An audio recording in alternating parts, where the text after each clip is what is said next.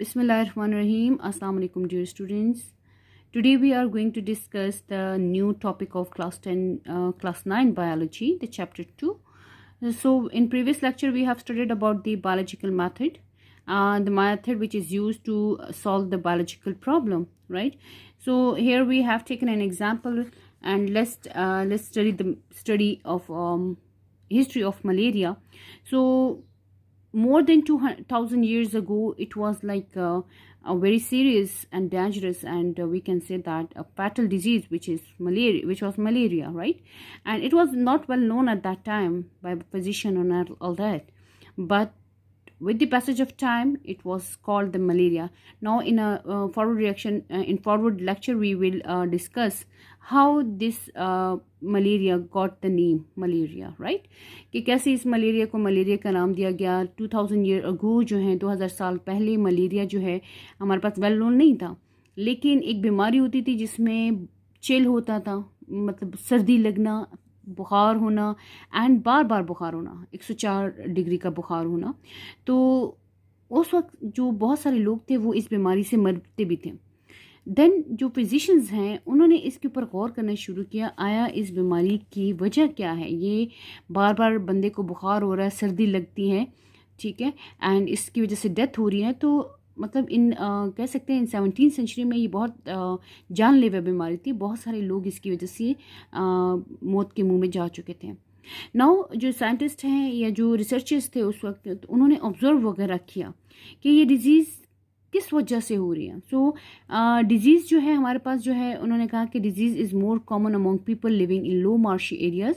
जो कम दलदली इलाके थे जो वहाँ रहते थे, तो ये बीमारी उनमें जो है वो ज़्यादा होती थी एज़ कम्पेयर टू उन लोगों उस इलाके में जहाँ पे मार्शी एरिया, दलदली इलाका था, वहाँ पे ये बीमारी ज़्यादा होती थी, ठीक है, as compare to low marshy area के. So it was thought that the stagnant water of marshes poisoned the air, and result of breathing in that bad air people got malaria, ठीक है. तो फिर बाद में पता चला कि ये चूँकि दलदली इलाके की वजह से हो रही है, वहाँ की बैड स्मेल, ठीक है, वहाँ जब दलदल हो जाता है, जब दलदली एरिया होता है वहाँ पे बहुत गंदी स्मेल होती है. तो ये जो रिसर्चर थे, या वी कैन से दैट उस वक्त के जो लोग थे वो कहते थे कि ये मार्शी एरिया की गंदी हवा की वजह से, मतलब जिस इलाके में मार्शी एरिया जो मार्शेस थे, दलदल वगैरह ज़्यादा था, वहाँ की जो एयर थी वो पॉइजन हो चुकी है, ये बैड एयर है. तो उस एयर में इनहेलेशन करने की वजह से, ये ब्रीदिंग करने की वजह से हमारे पास ये बीमारी हो रही है. लेटर ऑन हमारे पास इस बीमारी को जो है ये नाम दिया गया मलेरिया का, इस बेस पे कि ये दलदली इलाके में जो बैड एयर है, जो गंदी हवा है, जो बदबूदार हवा है, उसमें सांस लेने की वजह से हो रहा है.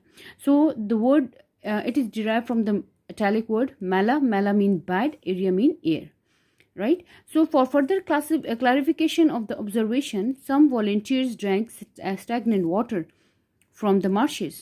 They didn't develop malaria. तो फिर इस चीज़ को प्रूव करने के लिए कुछ वहाँ वॉल्टियर्स थे, मतलब कुछ लोगों ने किया कि वो जो दलदली जो एरिया था वहाँ जो पानी था उसको पिया, एंड देन वो बड़े हैरान हुए कि इस पानी को पीने के बाद वो उनकी डेथ नहीं हुई. सो अब हमारे पास ये मज़ीद एक बड़ा इशू हो गया था कि अगर ये इस वजह से नहीं है तो किस वजह से है, मेजर काज क्या है. तो इसके ऊपर जो हमारे पास उस वक्त के जो फिजिशियंस थे, जो साइंटिस्ट थे, वो इस चीज़ के पीछे लग गए इस मसले को हल करने के लिए. अब इसका मतलब हल कैसे निकाला होना है.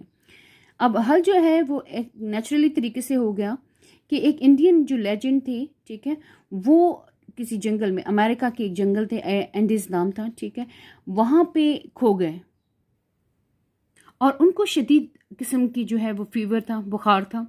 तो वो क्या किया कि एक पूल ऑफ वाटर के पास, मतलब एक नदी, कैसे एक तालाब के पास पहुँचे, ठीक है. अब उनको सख्त जो प्यास भी लगी थी, लेकिन जब उन्होंने देखा कि वहाँ पे सिंचोना का एक ट्री लगा हुआ है, ठीक है, तो उनको ये पता था कि बहुत पॉइजनस है, लेकिन उनको प्यास इतनी शिद्दत से लगी हुई थी कि उन्होंने उस पानी को फाइनली पी लिया, राइट. अब जब उन्होंने पी लिया तो उन्होंने अपने अंदर, उनको लगा कि वो मर जाएंगे, लेकिन कुछ टाइम के बाद उन्होंने अपने अंदर एक अजीब सी ताकत महसूस की। अब वो ताकत कौन सी थी? रिकवरी वाली, कि वो अपने आप को रिकवर फील कर रहे थे आहिस्ता आहिस्ता। सो जैसे ही वो हेल्दी हो गए, मतलब स्ट्रांग हो गए, स्ट्रांग इनफ हो गए, देन वो दोबारा अपने विलेज गए, ठीक है। एंड देन वहाँ जो है इस जो अपना उनका एक्सपीरियंस था उसको एक्सप्लेन किया। एंड इस तरीके से जो ये बार्क ऑफ सिंचोना है, ये ट्री जो सिंचोना है, इससे जो मलेरिया का इलाज है वो दरियाफ्त हो गया। अब यहाँ पे जो हमारे पास सिंचोना ट्री है, अब इसके इसको हम कहते हैं क्यूना, ठीक है। अब इसको हम क्यों ना कहते हैं, क्योंकि इसके अंदर एक ड्रग प्रोड्यूस की गई जो कि मलेरिया के लिए बाद में बड़ी इफ़ेक्टिव हुई, और उसको फिर नाम दिया गया क्विनाइन भी कहते हैं, ठीक है। Which has been used for the cure of malaria ever since 17 to 20th century. इस सेंचुरी तक क्विनाइन ड्रग को मलेरिया के इलाज के लिए यूज़ किया जाता था। लेकिन स्टिल जो है हमारे पास काज ऑफ मलेरिया जो है दैट वाज अननोन, कि वजह क्या है। इलाज तो हमें मिल गया, और कुछ बुक्स में हमारे पास ये आता है कि ये जो ट्रीज़ जो है वो स्मगल हो रहे थे, तो उसमें इस अच्छे ट्री को रिप्लेस किया गया सिंचोना के ट्री के साथ, ठीक है। एंड देन इससे हमारे पास इसका इलाज मतलब इसको यूज़ किया गया एज अ मलेरिया पेशेंट के लिए। एंड देन इसको हमने कहा कि ये मलेरिया के लिए सूटेबल है, ठीक है। तो ये स्मगलिंग वाला एक आध बुक में हमें नज़र आता है, लेकिन मेजर रीज़न ये जो हमने ऊपर डिस्कस कर दिया ये आपको मिलेगा हर जगह। ओके, नाउ हमारे पास स्टिल जो है वो काज ऑफ मलेरिया वो है वो अननोन थी, ठीक है। So then it was believe that the malaria too might be cause of microorganism, कि ये जो मलेरिया जो है, जैसे और बीमारियां माइक्रो ऑर्गेनिजम्स की वजह से होती हैं, तो ये बीमारी भी माइक्रो ऑर्गेनिज्म की वजह से होगी।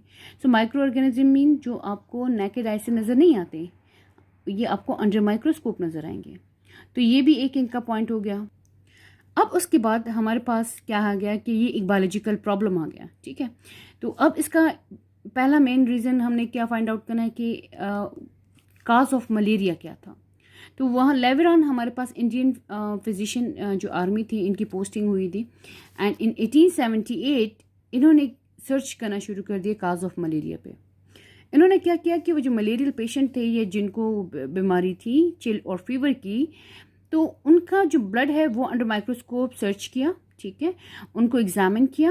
एंड देन उन्होंने क्या देखा कि माइक्रोस्कोप के अंदर कि इस ब्लड के अंदर छोटे छोटे क्रिएचर्स हैं, ठीक है, लिविंग ऑर्गेनिज्म हैं। सो आफ्टर 2 years, इसके 2 साल के बाद एक और हमारे पास फिजिशियन है, उन्होंने भी सेम क्रिएचर देखा, ठीक है, जो लेवरॉन ने देखा था, ठीक है। अब उसके बाद 3 years के बाद एक और साइंटिस्ट जो है उसने भी सेम देखा 3rd टाइम। तो ऑर्गेनिज्म को फिर बाद में नाम दिया गया प्लाज्मोडियम का। और जब इतने एक्सपेरिमेंट उन्होंने, एक ने भी देखा, दूसरे ने भी देखा, तीसरे ने भी देखा, तो फिर लेटर ऑन उन्होंने इसको नाम दे दिया प्लाज्मोडियम का। अब इसके ऊपर इन्होंने हाइपोथेसिस बना दी, ठीक है। अब हाइपोथेसिस क्या है? Plasmodium is the cause of malaria, यानी ये जो मलेरिया हो रहा है ये इस प्लाज्मोडियम की वजह से, जो कि क्रिएचर हमने देखा है ब्लड के अंदर, ठीक है। तो अब इसके लिए डिडक्शन इन्होंने बनाई कि if plasmodium is the cause of malaria then all person ill with malaria should have plasmodium in their blood. कि अगर, ये देखिए डिडक्शन की हमारे पास निशानी ये होती है, इसमें इफ एंड देन का इस्तेमाल होता है, ठीक है। सो कि अगर प्लाज्मोडियम की वजह से मलेरिया हो रहा है तो जितने भी मलेरिया पेशेंट हैं उनके ब्लड में तो प्लाज्मोडियम होना ही चाहिए, खामखा होना चाहिए, ठीक है। सो इसके लिए इन्होंने क्या किया? एक्सपेरिमेंट किया। ओके, अब एक्सपेरिमेंट में क्या किया कि इन्होंने 100 मलेरियल पेशेंट लिए और 100 जो है वो हेल्दी पर्सन ले लिए। यानी जो मलेरियल पेशेंट हैं वो हो गए एक्सपेरिमेंटल ग्रुप, एंड जो ब्लड ये जो हेल्दी पर्सन हो गया ये हो गया कंट्रोल ग्रुप। ये 2 ग्रुप ले लिए इन्होंने। अब रिजल्ट क्या इन्होंने देखा कि जितने भी मलेरियल पेशेंट थे उनके अंदर प्लाज्मोडियम पाया गया, जबकि जो हेल्दी पर्सन थे उसमें नहीं है। लेकिन कुछ बुक्स में लिखा जाता है कि 7 out of 10 जो है हमारे पास उनके ब्लड में मतलब नहीं पाया गया, ठीक है। 7 out of 10 मतलब अगर 10% आप लोगों ने एक्सपेरिमेंट में यूज़ किया उसमें 7 में नहीं है, 3 में मौजूद है, या अगर 3 में है तो 7, 3 में नहीं है तो 7 में मौजूद है, लेकिन वो इंक्यूबेशन पीरियड में था, यानी वो सिम्टम्स अपीयर नहीं थे। तो सिंपली हम यहाँ ये लिखते हैं कि हेल्दी पर्सन में प्लाज्मोडियम उन्होंने नहीं देखा। ठीक है, अगर देखा भी तो वो सिम्टम्स अपीयर नहीं होंगे, वो इंक्यूबेशन पीरियड में होगा। लेकिन सिंपल इज़ दैट कि हमारे पास जो मलेरियल पेशेंट हैं उनके ब्लड के अंदर प्लाज्मोडियम पाया गया, और जो हेल्दी पर्सन्स थे मेजरली उनके ब्लड में प्लाज्मोडियम नहीं था। कंक्लूजन हमारे पास वो ट्रू हो गई कि हमारे पास जो प्लाज्मोडियम है वो काज है इस मलेरिया का, इस बीमारी का।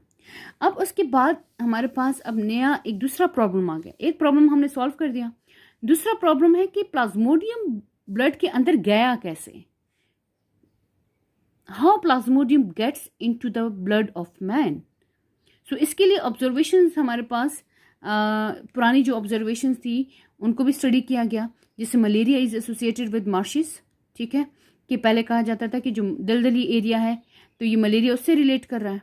ठीक है, drinking water of marshes does not cause malaria.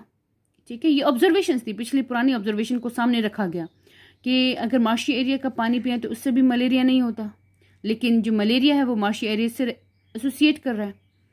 फिर जो है कन्फर्म हो गया, या हम कह सकते कंक्लूजन क्या निकाला, from these observation we conclude that plasmodium was not in the marshy water. ठीक है, इन ऑब्जर्वेशन के बाद ये जो कंक्लूड किया गया कि जो प्लाज्मोडियम है वो मार्शी वाटर की वजह से नहीं हो रहा। सो अब ये एक और मसला हो गया कि मार्शी वाटर की वजह से भी नहीं हो रहा है। ठीक है, तो हो क्या, किस वजह से रहा है, तो ये मेन इशू हो गया उस टाइम के लिए। तो जितने भी रिसर्चर्स थे वो इस पर बड़े लग गए कि ये आया है किस वजह से, मेजर मतलब कैसे प्लाज्मोडियम जो है वो ट्रांसफ़र होता है एक ऑर्गेनिज्म से दूसरे में, या हमारे पास ह्यूमन तक पहुंच गया ये प्लाज्मोडियम। ठीक है, कि अगर माशी पानी पीने की वजह से नहीं हो रहा तो then what is the reason behind this thing. So हम उस वक्त जो साइंटिस्ट थे एक AFA किंग। ठीक है, अब ये जो AFA किंग था इन्होंने 1883 में 20 ऑब्जर्वेशन पेश की, जिसमें कुछ हमने यहाँ गिवन किए हैं, यहाँ मैंने बता दी कि people who slept in outdoor, जो मतलब रूम के बाहर सोते हैं, खुली फिजा में सोते हैं, उनको मलेरिया हो जाता है, और जो कमरों के अंदर सोते हैं उनको मलेरिया नहीं होता। फिर इसने ये ऑब्जर्व किया कि जो फाइन नेट के अंदर सोते हैं उनको बहुत कम मलेरिया होता है एज़ कम्पेयर टू जो फाइन नेट के अंदर नहीं सोते, मच्छरदानी के अंदर नहीं सोते, उनको मलेरिया हो जाता है। थर्ड ऑब्जर्वेशन, इसकी इंपॉर्टेंट ऑब्जर्वेशन ये थी कि who slept near smoky fire. ठीक है, जो स्मोकी फायर के पास सोते थे उनको मलेरिया नहीं होता। ठीक है, या हु डू नॉट स्लेप्ट, जो स्मोकी फायर के पास नहीं सोते उनको मलेरिया हो जाता है, और जो स्मोकी फायर के पास सोते हैं उनको मलेरिया नहीं होता। ठीक है, सो ये इसकी ऑब्जर्वेशंस थी। अब इस ऑब्जर्वेशन पे इसने हाइपोथेसिस बनाई कि mosquito are involve in the spread of malaria. अब जाहिर मच्छर जो है वो आपके पास नॉन स्मोकी फायर जो जगह है वहाँ हो सकता है, और अगर आप फाइन नेट के अंदर नहीं सो रहे देन मलेरिया हो रहा है, तो इसका मतलब कि मच्छर तो फाइन नेट के अंदर नहीं आ सकता, इंडोर तो आपके पास मच्छर नहीं आते। ठीक है, तो मेजर इसको जो इसने एक हाइपोथेसिस, इसके दिमाग में एक आइडिया आ गया, उसको इसने हाइपोथेसिस के तौर पे एक पेश किया कि mosquito are involve in the spread of malaria. अब इसकी जो हाइपोथेसिस है उसको रोनाल्ड रॉस ने अपनी एक हाइपोथेसिस दे के पेश किया इन 1880s में, मतलब इस दिहाई के अंदर अंदर इसने अपनी हाइपोथेसिस पेश की। सो रोनाल्ड जो रॉस है ये आपके पास ये भी ब्रिटिश आर्मी फिजिशियन है। ठीक है, तो ये अपनी ड्यूटी वहाँ, इसकी ड्यूटी कहीं लगी। ठीक है, इंडिया के अंदर, ये इंडिया के अंदर काम करते थे इन 1880s में। तो इन्होंने जो है एक्सपेरिमेंट किया। अब इन्होंने पहले तो अपनी हाइपोथेसिस दे दी उसी को जो ऊपर AFA किंग की थी, क्योंकि इनके पास ऑब्जर्वेशन ऑलरेडी पीछे जितने साइंटिस्ट थे उनकी ऑब्जर्वेशंस मौजूद थी। अब इन्होंने भी अपनी हाइपोथेसिस दे दी कि मॉस्किटो में भी पॉसिबल कैरियर ऑफ प्लाज्मोडियम, कि मॉस्किटो की वजह से प्लाज्मोडियम जो है वो ट्रांसफ़र हो सकता है। ठीक है, फिर या हम कह सकते हैं कि mosquito are involve in the spread of malaria. इसने वही जो ऊपर AFA किंग ने बताई थी बात। ठीक है। सो इसने deduction the, if mosquito is the carrier of germ, कि अगर ये मॉस्किटो जो है प्लाज्मोडियम की काज है, देन प्लाज्मोडियम जो है should be present in the mosquito, तो उस प्लाज्मोडियम को मॉस्किटो के अंदर भी होना चाहिए। अगर मॉस्किटो की वजह से वो प्लाज्मोडियम जो है वो फैल रहा है, या मॉस्किटो जो है प्लाज्मोडियम की वजह बन रहा है, तो इसका मतलब है कि मॉस्किटो के अंदर भी हमारे पास प्लाज्मोडियम होना चाहिए। A mosquito can get plasmodium by biting a malarial patient. अब मॉस्किटो के अंदर कैसे आया? By biting malarial patient. उसने मलेरियल पेशेंट को बाइट किया होगा एंड उसके अंदर आ गया, ठीक है।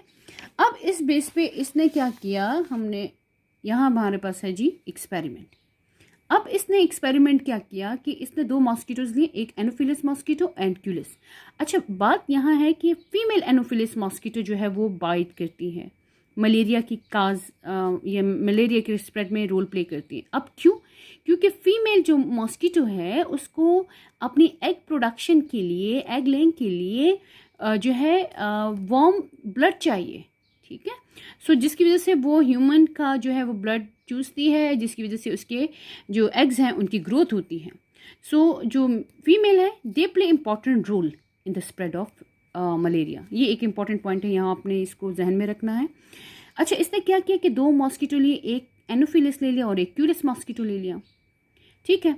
अब इसने इन दोनों को अलाउ किया कि वो इसने मलेरियल पेशेंट पे वो छोड़ दिए।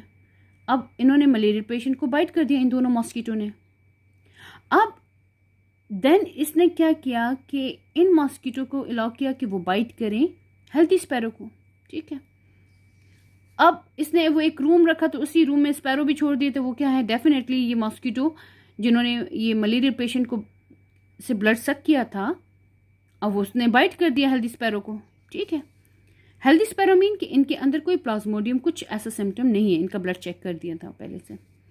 सो Culex only able to cause malaria in the healthy sparrow, तो क्यूलिस ने सिर्फ मलेरिया काज किया स्पैरो के अंदर, ठीक है। एनोफिलिस ने स्पैरो के अंदर काज नहीं किया। इससे एक बात ये भी साबित हो रही है कि क्यूलिस मॉस्किटो जो है मलेरिया काज करता है स्पैरो के अंदर, ठीक है, और क्यूलिस जो है ह्यूमन के अंदर काज नहीं करता मलेरिया, ठीक हो गया। अब नेक्स्ट हमारे पास क्या है कि अब Anopheles mosquito was not able to cause the malaria in the sparrow, ठीक है। अब some of the mosquito were killed and studied at various time. अब इन मॉस्किटोज को लेके मतलब उनको कुछ को किल किया एंड अंडर माइक्रोस्कोप उनकी ब्लड को चेक किया, ठीक है। अब ये देखा गया, मच्छर को अंडर माइक्रोस्कोप स्टडी करने के बाद हमें ये पता चला कि इसके जो प्लाज्मोडियम है वो स्टमक की वॉल के अंदर मल्टीप्लाई होते हैं एंड देन वो सलेवरी ग्लैंड तक पहुंचते हैं, एंड देन जब प्रोबोसिस के ज़रिए मच्छर जो है हमें काटता है तो वो सलाइवा जो है वो इंजेक्ट करता है, ठीक है। तो वो काटने से पहले, मतलब ब्लड सक करने से पहले जो है सलाइवा जो है वो हमारी बॉडी के ऊपर ड्रॉप करता है, जिसकी वजह से हमें इचिंग होती है, ठीक है, खारिश वगैरह आती है। तो वो हमें काटने की वजह से नहीं रिएक्शन हो रहा आपकी स्किन पे, आपको खारिश उस वजह से नहीं आ रही, जबकि खारिश किस वजह से आती है कि जो मॉस्किटो है ये आपको बाइट करने के साथ साथ वहाँ पे सलाइवा भी देता है, वहाँ सलाइवा भी फेंक रहा है, ठीक है अपना। अब वो सलाइवा क्यों फेंक रहा है? वो इसलिए सलाइवा फेंकता है ताकि जो आपका ब्लड मॉस्किटो सक कर रहा है वो इसके प्रोबोसिस के अंदर या इसके माउथ पार्ट के अंदर वो क्लॉट ना हो जाए। तो वो उस क्लॉटिंग से बचने के लिए वो सलाइवा पहले ड्रॉप करता है ताकि वो इजीली उसमें डिजॉल्व होके इसके माउथ में आ जाए, सही है। So this was another important point. अब क्या है कि रॉस ने क्या फाउंड किया कि he found that saliva of the infected mosquito contain Plasmodium. इसने ये देखा कि इसके सलाइवा के अंदर भी हमारे पास क्या है, प्लाज्मोडियम है, ठीक है। And these enter the sparrow blood, और वो जो प्लाज्मोडियम है ये जो उसने बाइट किया है क्यूलिस मॉस्किटो ने स्पैरो को जब बाइट किया तो उसने वो प्लाज्मोडियम अपने सलेवरी ग्लैंड के थ्रू स्पैरो के ब्लड में ट्रांसफ़र कर दिया, जिसकी वजह से स्पैरो को मलेरिया हो गया, ठीक है। अब when he examined the blood of the previous healthy sparrow he found many plasmodium in it। तो उसने क्या देखा कि इसने कुछ स्पैरोज को किल भी किया एंड देन या उसके ब्लड को चेक किया तो देखा कि उनके अंदर प्लाज्मोडियम मौजूद था। अब ये हाइपोथेसिस जो है हमारे पास साबित हो गई। अब इन्होंने एक्सपेरिमेंट किया एट द एंड, फाइनली इतने एक्सपेरिमेंट स्पैरोज वगैरह पे करने के बावजूद उसके बाद देन एंड में क्या किया, इन्होंने ह्यूमन को के ऊपर टेस्ट किया, क्योंकि बीमारी तो ह्यूमन में थी तो हमें तो इलाज ह्यूमन के लिए चाहिए था। तो डायरेक्ट रिसर्च जो है ह्यूमन पे नहीं अप्लाई की जाती है, ठीक है। या तो स्पैरो हो गया, या रैट हो गया, या रैबिट हो गया, या फ्रॉग हो गया, इन चीज़ों पे हम अप्लाई करते हैं। अगर वो सक्सेसफुल होते हैं तो देन हम उसको ह्यूमन में ट्राई करते हैं, ठीक है। So in the end hypothesis tested on human जो है उसके ऊपर टेस्ट हो गया। तो इन 1898 इटालियन बायोलॉजिस्ट जो था उसने क्या किया, जो एनोफिलिस मॉस्किटो है उसको बाइट किया, करवाया जी मलेरियल पेशेंट पे। यानी एनोफिलिस मॉस्किटो ने मलेरियल पेशेंट को बाइट किया एंड देन उसने एक रूम में उस मॉस्किटो को रख दिया कुछ डेज के लिए and then after that he allowed to bite healthy man. फिर बाद में उसने अलाउ किया कि वो हेल्दी मैन को बाइट कर सकता है, ठीक है। या ज़ाहिर डेफिनेटली जो हेल्दी मैन उस रूम में डाल दिया होगा तो उसको उसने बाइट कर दिया and person later became ill with the malaria. और बाद में उस बंदे को क्या हो गया, मलेरिया हो गया। सो इससे कन्फर्मेशन हमारे पास क्या होती है कि मॉस्किटो ट्रांसमिट करता है प्लाज्मोडियम, ठीक है, और वो मलेरिया को स्प्रेड करता है। So this was whole about the biological problem, ठीक है। सो समटाइम पेपर में आता है कि ऑब्जर्वेशंस लिखें, ठीक है। 2021 के ये अभी 2020 के जो पेपर्स थे इनमें भी क्वेश्चंस आ चुके हैं। ऑब्जर्वेशंस के बारे में लिखें या हाइपोथेसिस के बारे में लिखें। अगर साइंटिस्ट मेंशन नहीं है तो फिर तो आपने सबके हाइपोथेसिस को मेंशन करना होता है, और अगर साइंटिस्ट मेंशन है कि इस साइंटिस्ट की आपने हाइपोथेसिस लिखनी है देन आप उसकी हाइपोथेसिस लिख सकते हैं। So hope you understand the whole topic. If you really like the video kindly press the like button, right? And second thing is that you have to do is that you subscribe my channel, share with your friends ताकि मुझे भी feedback मिले and मैं ज़्यादा से ज़्यादा अच्छे videos बनाऊं and with the help of these things we can spread knowledge, right? So ये भी एक नेकी ट्रांसफ़र करने का एक तरीका है कि आप एक नॉलेज जो है आप पास ऑन करते हैं from one person to another person. So if you really like the video, kindly subscribe my channel and press the bell icon. Thank you.